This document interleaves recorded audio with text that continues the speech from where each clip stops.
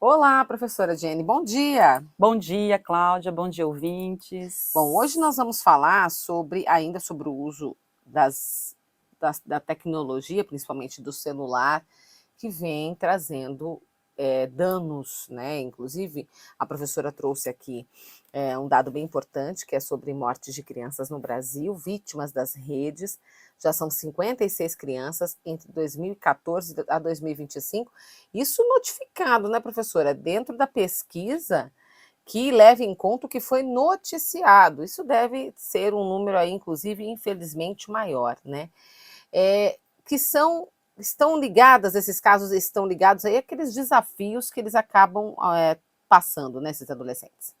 Sim, infelizmente, né, eu acho que em todas as colunas eu tenho dito, né, sobre os males, né, das redes, do uso intensivo, do número de horas, mas também acho que a gente precisa fazer um assim, nem tudo que está na rede é ruim. Uhum. Só que, infelizmente, esses casos têm acontecido. O caso da Raíssa, que aconteceu agora no último dia 13 de abril, que foi o chamado desafio do sufocamento, no caso dela foi por desodorante, né? E nós tivemos um outro caso em Pernambuco, que foi uma garota, a Brenda, de 13 anos, que também foi sufocamento por desodorante. O que acontece de fato?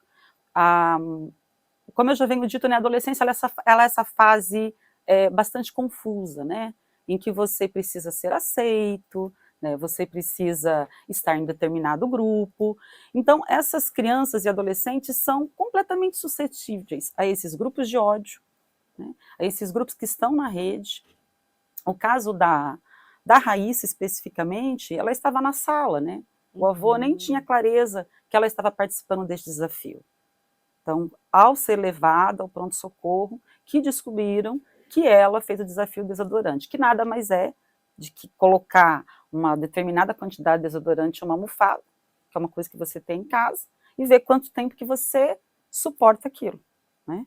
E o caso da Brenda também foi muito parecido. Então, todos esses desafios, eles estão aí. Antigamente, achava que isso estava na Deep Web. Então, grupos infiltrados de ódio, misoginia, na Deep Web.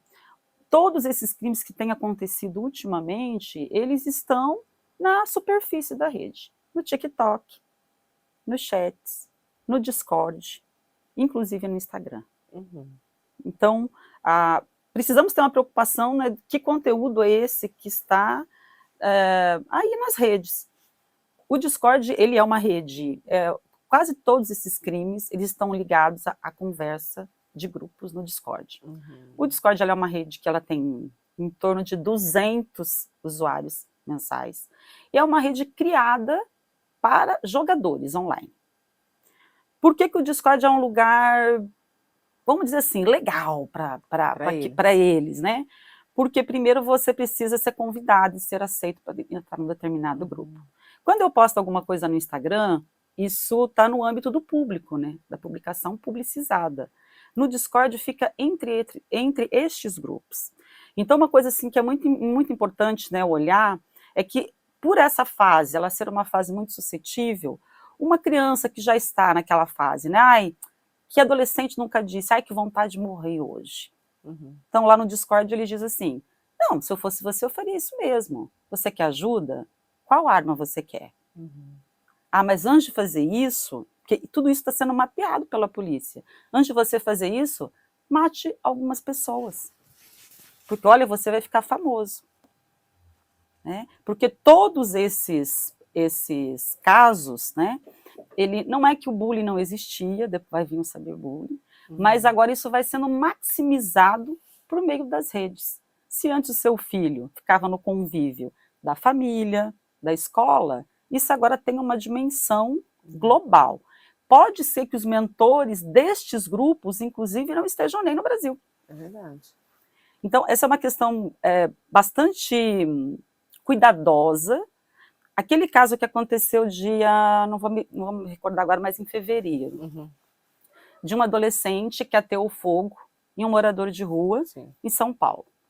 Foi instigado. Foi instigado, foi planejado e foi filmado. Quem filmou não era menor, inclusive era um policial. Né? Então, isso foi assistido por 250 pessoas simultaneamente. Então, nós estamos vivendo, além dessa cultura ansiosa, é uma cultura do ódio. Né? Então, nós precisamos fazer alguma coisa para salvar essa geração. E como que os pais podem perceber que algo está errado, professora? Porque às vezes isso vai começar com um bullying, né? Começa numa conversa, um grupo às vezes pode começar na escola desse incentivo, olha, você já se conhece aqui, tal coisa, eu participo de um grupo, pode também não começar na escola, né? Mas essa facilidade do acesso à tecnologia vai levar isso, né, até eles, assim, mas como que os pais podem perceber que algo tem errado? Bom, acho que primeiro, criança e adolescente precisa de monitoramento, né? O tempo todo. O tempo todo. Então, é na rede, é na rua, é em qualquer lugar, com quem o meu filho está falando. Agora, se seu filho não permite que você veja com quem ele conversa, fica muito tempo no quarto. Um estudo da USP mostrou que esses, por exemplo, os ataques que acontecem em escola, está muito ligado é sempre o menino. As meninas, elas estão muito mais ligadas a questões de automutilação.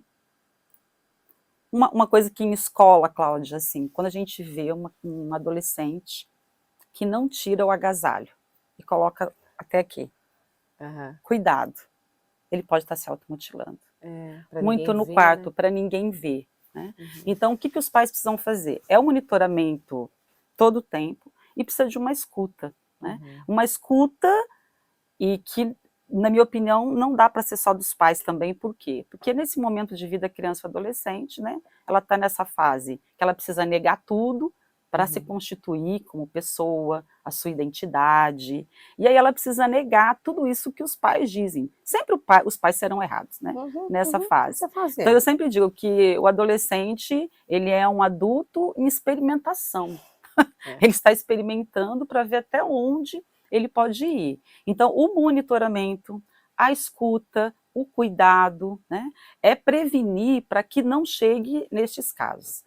Quando você fala desses dados, né, esse dado ele não é governamental, ele é do Instituto de Me Cuida. E quem acompanhamento, né? Esse instituto, na verdade, ele foi criado pelo Dimitri Gereissati, porque ele perdeu o filho dele, de 16 anos, no desafio do desodorante. Então, hoje ele monitora e ele criou esse instituto que dá apoio. Eu indico os pais que leiam a cartilha, tem vários materiais interessantes, eles fazem palestra em escola, vale a pena acompanhar. Professora, muito obrigada, até a próxima. Obrigada.